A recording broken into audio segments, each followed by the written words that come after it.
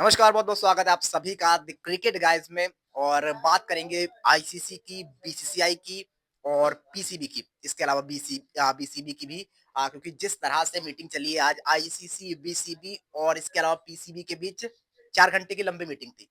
इसके बावजूद कोई हल नहीं निकला है। पाकिस्तान मांग दोहराते रहा लेकिन आईसीसी भी अपने रुख पर अड़ा हुआ है। तो उन चीज़ों को लेकर ही बात करेंगे और सोशल मीडिया के मीम्स शायद आपने देख ही लिए होंगे कि पाकिस्तान बांग्लादेश के लिए मुआवजे की बात कर रहा है। इसके अलावा बहुत सारी चीज़ें हो रही हैं, तो लोग कह रहे हैं कि भीख माँगने का बढ़िया तरीका है ये, इस तरह की चीज़ें चल रही हैं। हमारे साथ सूरज हैं, तो उन चीज़ों को लेकर बात करेंगे कि क्या अब हो रहा है? देखिए, क्या लगता है सूरज ये पाकिस्तान की डिमांड कितनी जायज़ है और क्या लगता है पूरी होंगी ये? देखिए, ऐसा है कि मुझे लगता है जो पाकिस्तान की जो हरकतें हैं ना, वो फिर सामने आ ही जाती है। पहले उन्होंने कर बायकॉट कर दिया था कि हम नहीं खेलेंगे, हुँ। अब उनकी माँगे आने लगी हैं, तो ये अजीब है बिल्कुल भी। या तो आप एक एक उसमें डटे रहिए ना, ये खेलना है या नहीं खेलना है। जी, जी। और ये पाकिस्तान के साथ शुरुआत से देखिए जब एशिया कप में टीम इंडिया ने ये कहा था कि हम पाकिस्तान से खेलेंगे तो, लेकिन हम खेलेंगे न्यूट्रल वेन्यू पे क्योंकि पाकिस्तान में जाने में खतरा है क्योंकि वहाँ आतंकवादी हमले होते रहते हैं, सारी चीज़ें होती रहती हैं, तो हम बाहर जाके खेल सकते हैं। तो उसके बाद फिर जब ये चीज़ें होती हैं, तो फिर पाकिस्तान भी ये करता है। पाकिस्तान कहेगा ठीक है हम न्यूट्रल वेन्यू पे खेलने को तैयार हैं, एशिया कप हमारे वहाँ हो रहा है लेकिन हम श्रीलंका या यूएई में खेल लेंगे।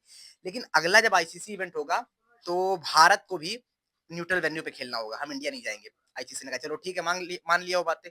अब वो माँग पूरी हो गई, श्रीलंका में आपका मैच हो रहा है। उसके बाद जब टूर्नामेंट शुरुआत होती है, उससे 1 हफ्ता पहले आप कहते हो कि हमें खेलना नहीं है। फिर उसके बाद भी जब शुरू होने वाला है, तो आप कहते हो हमारी ये माँगे हैं खेलने से पहले। देखिए, अब क्या ही बोलें, ऐसी जो माँगे अजीब हैं कि आप हमारा जो है रेवेन्यू बढ़ाया जाए, हाँ, हाँ। है ना? हमारी जो बायलैटरल सीरीज़ है, तो ये कोई मतलब कोई बात जो कहने वाली नहीं है। वो ऐसे हाँ। ये टालने वाली है कि अब पाकिस्तान अगर नहीं खेलेगा, तो उसे ये नहीं पता उसका ही सबसे बड़ा लॉस है इसमें। ये इरफान पठान ने और बहुत दिग्गजों ने कहा है कि क्योंकि आईसीसी में 55% रेवेन्यू पाकिस्तान का है और अगर आईसीसी का इवेंट है ये, आईसीसी को इस मैच से फ़ायदा होने वाला है और अगर पाकिस्तान इसको मना करता है इस मुकाबले को खेलने के लिए, तो क्योंकि 55% रेवेन्यू आईसीसी में है, तो आईसीसी सारे बोर्ड्स को कह देगा कि आप पीएसएल ना खेलने जाओ, तो प्लेयर्स पीएसएल नहीं जाएँगे, वैसे रेवेन्यू घटेगा आपका। इसके अलावा आप सीधे एशिया कप से बॉयकॉट कर दिए जाओगे। तो कहाँ की वो ये रणनीति लगा रहा है पाकिस्तान, क्या सोच रहा है आखिर? मुझे लगता है पाकिस्तान पहले तो ये बोल दिया कि हम नहीं खेलेंगे। अब लग रहा है अगर नहीं खेले तो नुकसान हमारा। ये बड़ा मंत्रणा की होगी इस बारे में। और जितना भारत-पाकिस्तान से जो रेवेन्यू जनरेट होता है वो पूरे मुझे लगता है 1 साल या जितने हुँ, भी टाइम हुँ। पीरियड है उसमें नहीं हो पाता वो। हाँ। तो मुझे लगता है इस फैसले पे तो विचार करना चाहिए और पाकिस्तान खेलेगा तो उसी को फ़ायदा है। पाकिस्तान हमें हम खेल रहे हैं पाकिस्तान के साथ में, इससे हमारा कोई फ़ायदा होने वाला नहीं है। हमें सही कोई बा फ़र्क पड़ेगा नहीं इस रेवेन्यू से। सही बात है। बीसीसीआई का तो रेवेन्यू आप देखते हैं चाहे वर्ल्ड क्रिकेट में कहीं भी ले लो, टीम इंडिया के पास वो रेवेन्यू आता है। बीसीसीआई सबसे बड़ा बोर्ड है, वो सबसे बड़ी चीज़ आप देख सकते हैं। लेकिन फिर ये 4 घंटे की मीटिंग हुई और वही चीज़ें दोहराना पाकिस्तान का। ये चीज़ें कितनी जायज़ हैं मतलब क्या ही कहा जाए पाकिस्तान की इस माँगों को और मुझे लगता है कि ये अभी घुमा-फिरा रहे हैं। अभी आप देखेंगे कि जैसे 1 दिन गुज़रेगा, ये फिर कुछ ना कुछ नीचे नई चीज़ें लेकर आएँगे और ये फिर खुद ही आके बयान देंगे कि हमें ऐसे करना है, वैसे करना है। मतलब अल्टीमेटली खेलने ज़रूर आएँगे देखिएगा। देखिए भाई साहब ऐसा है कि कई बड़े दिग्गज खिलाड़ियों ने भी ये बयान दिया था कि जो पाकिस्तान है वो गुलाटी मारेगा एक बार फिर से हाँ, और फिर से जो है मैदान में दिखाई दे सकता है और हाँ। इसकी संभावनाएं जो पूरी बनती हुई नजर आ रही है फिलहाल। जी, जी।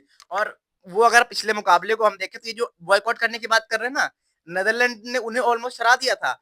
सिर्फ 2 ओवर में 29 रन बनाने थे, 1 कैच छोड़ देते हैं नीदरलैंड के प्लेयर मैक्सवेल आउट, वो भारी पड़ता, फ़हीम अशरफ जिता देते उनकी टीम को। नहीं तो अगर वो टीम मैच हार गई होती, फिर ये इंडिया का मैच बॉयकॉट करते तो ये बाहर ही हो जाते।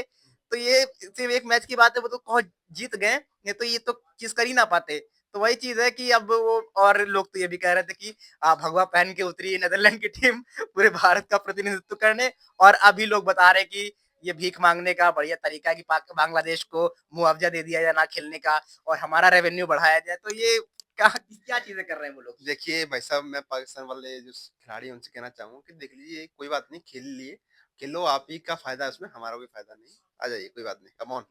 नहीं मैं तो कह रहा हूँ कि पाकिस्तान के प्लेयर तो बेचारे सोच रहे होंगे कि हमें खेलने का मौका मिले वो खेलेंगे पैसा कहाँ से आएगा। खिलाड़ियों की वैसे भी हालत खराब है वहाँ वही पे चीज है। मतलब उनके पास बहुत सारी जैसे अगर एक कंपैरिजन की जाए ना तो मुझे लगता है जमीन और आसमान का फर्क है कि हम्म, आप भारतीय खिलाड़ी हो पाकिस्तानी खिलाड़ियों में हम्म, खेलने देना चाहिए कुछ पैसा मिलेगा खिलाड़ियों को भी जाएगा तो वो अच्छी बात है इसमें बुरा वही क्या है। चीज है, वही चीज है। तो वही चीज़ मैं कह रहा हूँ कि सारी चीज़ें भले कुछ भी कर ले पाकिस्तान और अल्टीमेट देखेंगे आप कि पाकिस्तान खुद कहेगा कि हमें खेलना है। ये गीदड़ भपकियाँ वो लगातार देता है, चाहे हम एशिया कप की बात कर लें या चैंपियंस ट्रॉफी की बात कर लें, उन्होंने लगातार चीज़ें कही हैं। बट अल्टीमेट क्या हुआ है? इंडिया पाकिस्तान का मैच हुआ है, पाकिस्तान अपनी बातों से उसको पीछे हटना पड़ा है और इस बार भी आप चीज़ें वही देखेंगे। खैर आपकी राय जानना चाहूँगा, क्या लगता है आपको ऐसा होगा या फिर नहीं?